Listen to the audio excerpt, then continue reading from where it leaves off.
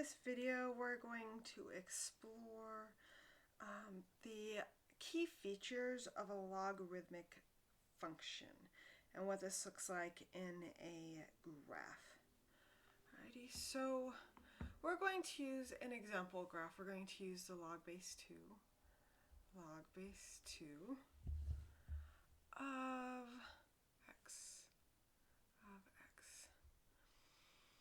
And what we're going to do here is we're just basically going to look at the key features. So log base 2 is going to be the inverse of 2 to the x. And we've talked about some key features of an exponential.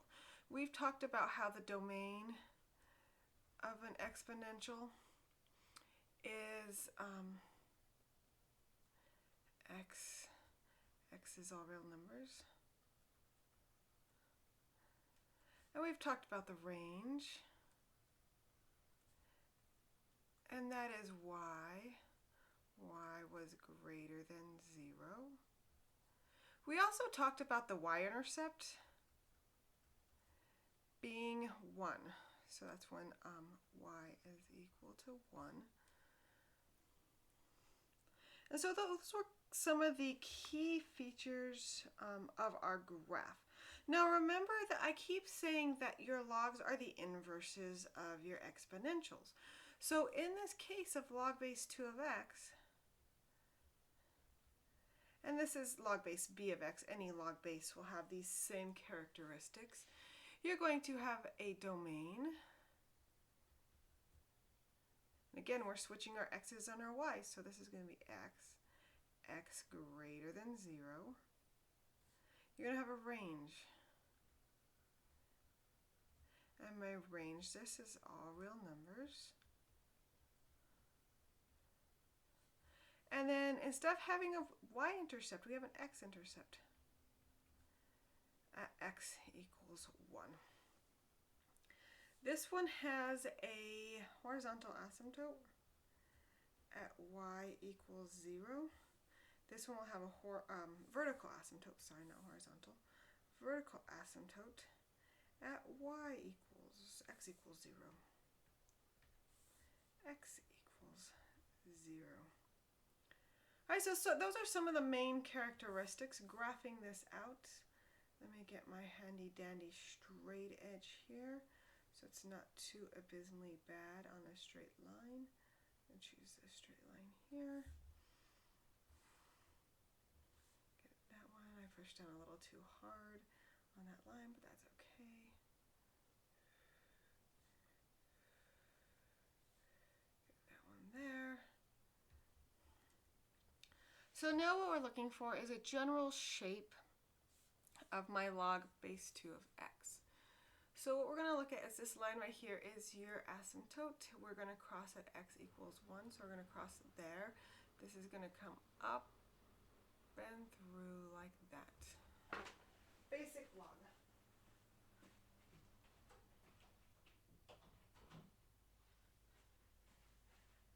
Alright, and if we were to look at our exponential, we'd go through 1 here, come up and go through, and we would have that horizontal asymptote, or that mirroring across x equals 1.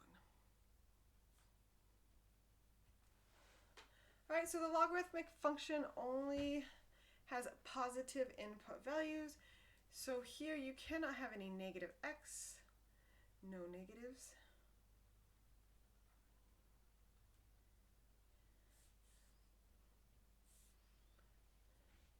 So no negatives in the x, and we put that down there. We also cannot have a negative here. Well, yeah, this has to be greater than 0 because our base. And basically we could have all y's. My end behaviors here go from negative infinity to infinity. And that's basically all. The big one here is that it does cross from here at 1, 0, while this crosses here at 0, 1. So those are two characteristics of these functions. All right, so this is common for all bases. Doesn't matter what the b is, just as long as you have a base that's greater than 0 and you do not have a negative x. Alright guys, so this is this quick video on identifying key functions of a graph. Another thing to note here is whatever your base is, right here, that is where your graph is going to hit this 1 mark. So in this case, my base is 2, so it's going to be 2, 1 here. If my base was 4,